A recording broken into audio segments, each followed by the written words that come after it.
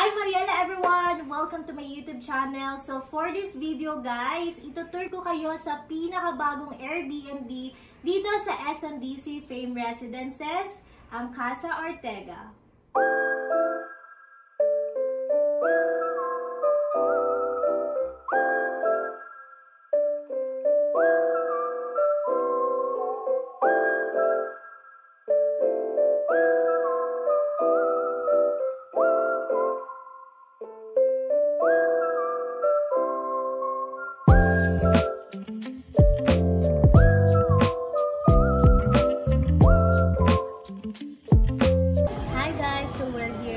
SMDC Fame Residences kasi mag-check-in tayo today sa Casa Ortega. Ay, hello po kayo!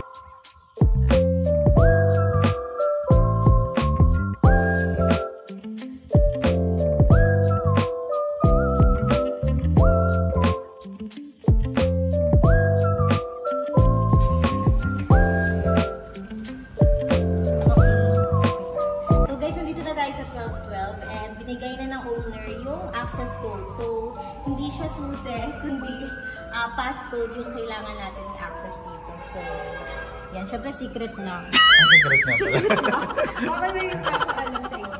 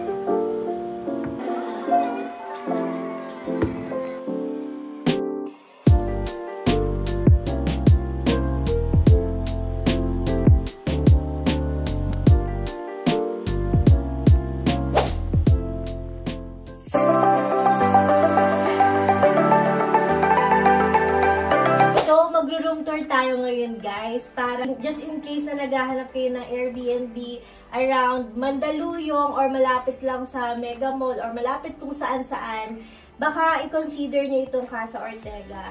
So, ayun guys, pagpasok natin dito sa room na to, eto, keyless na siya. Walang susi guys. Magbibigay lang sa inyo si host ng access code.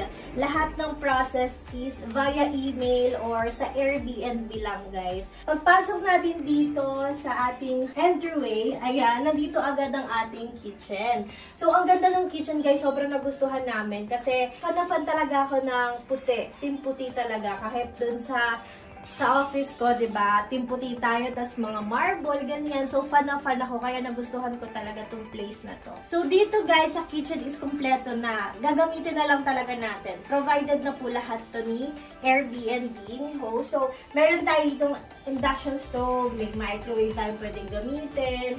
And eto din yung coffee machine. Sa bahay guys, may big coffee machine din kami. Pero this one is yung ano na yata to, pinaka-upgraded na nila. Kasi sa amin yung pinaka-maliit lang eh. So, familiar na kami sa paggamit nito. And ayan, may mga capsules na din dito. So, si Kuya lang ang nakapagkape ngayon kasi hindi kami nagko-coffee na muna. Kung mag-i-stay kayo dito, yan, free naman to, complimentary coffee to ni host sa atin. Tapos, yun nga, ayan, may mga cream din naman dito, coffee and sugar. Tapos, guys, dito sa taas, nakakatuwa. Kasi, kumpleto na rin yung mga gamit. Kunwari, kung gusto nyo magluto, magsaing, tapos papainit ng tubig. Meron din naman sila na bread toaster. So, yun guys, meron dito mga mini snack. Actually, ito, binili lang namin to sa Save More. Kasi nga, mamaya, may pa-ice cream kasi si host dahil, first ever customer daw tayo sa Airbnb. So, yun, nakakatuwa na binigyan nila tayo ng ice cream. So, syempre, bumili tayo ng cone. Ayan, so eto guys, ayan, may mga syrup din naman. Syempre, hindi kompleto yung big coffee natin nang walang mga syrup. So, they have here vanilla, hazelnut, and caramel. So, si Kuya kanina nag-vanilla latte na daw siya. So, yan, may mga complimentary snacks din dito and complimentary drinks and teas. Ayan, nag-tea ako kasi nga, di ba, syempre, diet-diet na ang Lola Mess. So, this sa other side, guys, sobrang ganda dito kasi kompleto na yung utensils nila. Plato, mangkok, platito, mug. Tapos may mga condiments din dito sa taas. Talagang lahat pwede mo na siyang gamitin. Yan, may mga parsley, basil, pepper, cinnamon, Himalayan. And kung bibili kayo ng mga ingredients nyo guys, kunwari, magluluto kayo ng pansit ni Hobby. So, yung kunwari, magluluto kayo ng mga gusto nyong lutuin, adobo, ganyan. May Save More naman dyan sa baba. So, very accessible tong place na to sa lahat. Sa Save More, sa Alpha Mart, so sa Mega Mall, sa Fame Mall. Maraming malalapit na bilihan dito. Kaya, yan, magagamit mo talaga yung mga condiments dito. Tapos, ang ganda pa ng cabinet nito, guys. Kasi, kahit kunwari, ganyan mo lang siya or nagmamadali kang gawin yung ibang bagay, magsusoft close na siya. So, yun, guys. Eto naman ang ating, ref dito. Guys, ganito rin yung ref sa bahay namin. Pero this one is, lang, yung malaking version. So, yung ref sa bahay namin is yung maliit lang na ganito. And, same na same din. Same brand. Same din yung loob, ganyan. So, eto nga, yung pa-ice cream nila. Yun, thank you so much po sa host na nagbigay sa amin ng ice cream. So, bread, ayan, may mga chocolate, mga pa-complimentary snacks ni host ngayon. So, yun guys, ito yung kitchen na sobrang ganda at fan na fan talaga ako. Kasi nga, yun nga, team puti, ang ganda, marble, sobrang linis. Tapos very spacious din, saktong-sakto lang din sa atin na mag-i-stay dito ng mga ilang araw.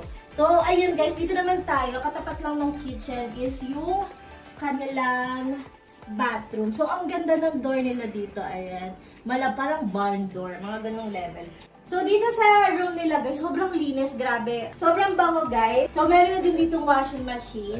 Pwede ka dito maglaba. Ito, may sink dito. Tapos, eto, guys, ang ganda ng full mirror nito. Nagustuhan ko yung full mirror niya kasi nga, yun nga, syempre, kitang-kita ko yung sarili ko, diba? Tapos, pagbukas mo, cabinet din siya, guys. So, dito sa cabinet na to, nandito yung towel natin, yan. And this one, yung blue naman, is yung pang-swimming towel. So, after natin mag-swimming, pwede, eto na yung gamitin natin na towel. So, dito naman guys, sa other side, meron na dito mga first aid kit, alcohol, face mask, so yung mga dental kit na kailangan, and also lotion. So, ito nga yung Fabcon kung gusto mong maglaba. So, yun guys, syempre sa CR. Kapag nandito tayo sa bathroom, importante talaga yung bidet sila. And also, hot and cold shower na rin po dito. Ganito yung mga gusto kong shower. Tuwing pupunta ako sa hotel, or pupunta ako sa Airbnb or sa kung saan man kami mag-staycation ni Daddy, gusto ko talaga may hot and cold shower. Tapos ang ganda pa nito, guys, oh. Very very homebody. Dito naman tayo, guys, sa ating living room. So, ayan si Daddy, gumagawa ng ice cream for Uno. Say hi muna. Say hi. Hi. Hi to the vlog. Hi, vlog. Okay, yan na ice cream. Niready na ni Daddy. Okay guys, so ito na yung pinaka-dining area nila. Dalawa lang yung seats. And ito yung TV. 32 inches yung TV nila dito, which is sakto lang naman. And also, syempre, para sa aming mga millennials, sa aming mga Gen Z. Gen Z ako, sorry. Gen Z ako. So, ayan, ito is PlayStation 5. So, yan, may PS5 dito and also pwede rin tayo na manood ng Netflix. So, kagabi guys, sobrang nag-enjoy kami sa paglalaro ng PS5. Talagang, ito yung pinaka na-enjoy namin. And also, syempre, dito sa unit na to guys, free wifi. Tapos, ito yung catalog nitong Casa Ortega. So, pagpasok nyo dito, ito yung pwede nyo tignan kasi maraming mga information dito kung ano yung mga amenities, attractions na malapit dito. At yun nga, may mga shopping areas din na malapit dito. So, yun guys, ayan, very minimalist. Yung design dito, very sleek and modern talaga. So, dito naman tayo sa other side. Ito yung pinaka living room. Sobrang comfy dito, guys. Tapos, ang spacious ng pinaka sofa nila. Alam mo ba, itong sofa na to, pwede itong maging sofa bed. Maximum 4 packs lang kasi dito, guys, sa unit na to. Sinet up niya lang ng ganyan, tapos nilagyan niya lang ng cover. So, yun, very comfy na siya. Ayan, diba? Tapos, ang ganda pa nitong bolster pillow na to, oh.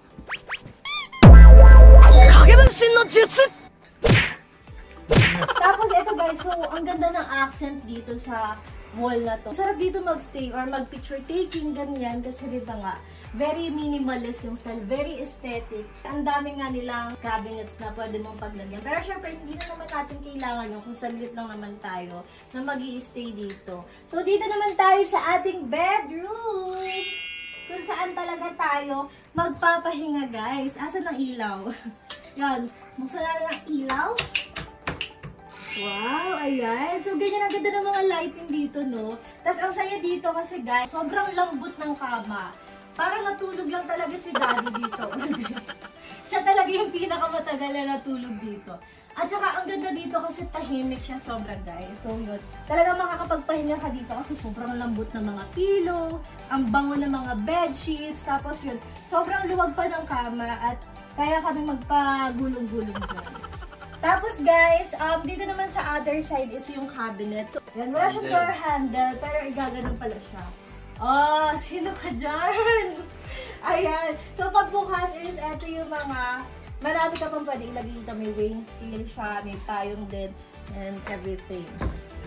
So guys, ito yung pinaka-favorite ko. Part dito sa kwarto. Napaka-vain ko. So, yung gusto ko nakikita yung sarili ko. So, eto, may vanity mirror sila dito. And sobrang nagustuhan ko at gusto ko ng ganito sa bahay. So, ganito yung tsura niya, guys. Oh, diba? Ang lakas mo ka, Diyos, ha? Sino ka, Diyos? Diba? Ang ganda. So, yun, sobrang nagustuhan ko yung part na to, guys. Kasi, syempre, ang ganda ko dito. So, ayun, nandito lang yung switch niya para magbukas. And, ayun, ang ganda niya talaga. Ang lakas ng ilaw. Tapos, ang sarap mag-makeup dito. Pero kagabi, guys, dito ako nag-work. Kasi nga, gusto ko makita yung sarili ko. So, yun, may saksaka naman dito. And dito, guys, meron dito na pwedeng gamitin hair dry and may iron steamer. Hindi na namin ginamit kasi nga, saglit lang naman kami dito. So, kung mag-i-stay kayo dito, halos bago pa yung mga gamit nila. Alright, so ito yung view ng ating room. Actually, yan, other building lang din yan ng SMDC. Tataas mo lang to kung gusto mo na natural light, pagising mo sa umaga. Or kung ayaw mo naman, pwede mo na rin na mag-ibaba.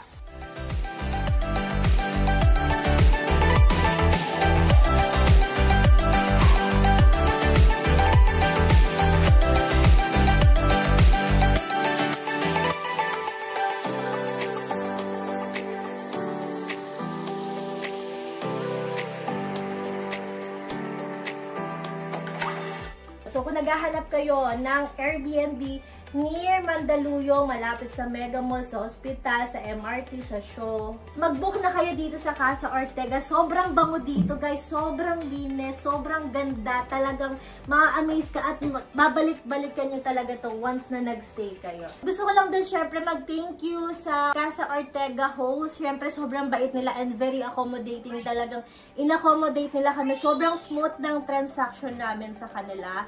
And ayun, mabait sila kausap, mabilis sila kausap. So yun guys, kung mag-i-stay kayo dito sa Airbnb ng Casa Ortega, yan, nasa description box lang yung link or nasa comment section lang yung link.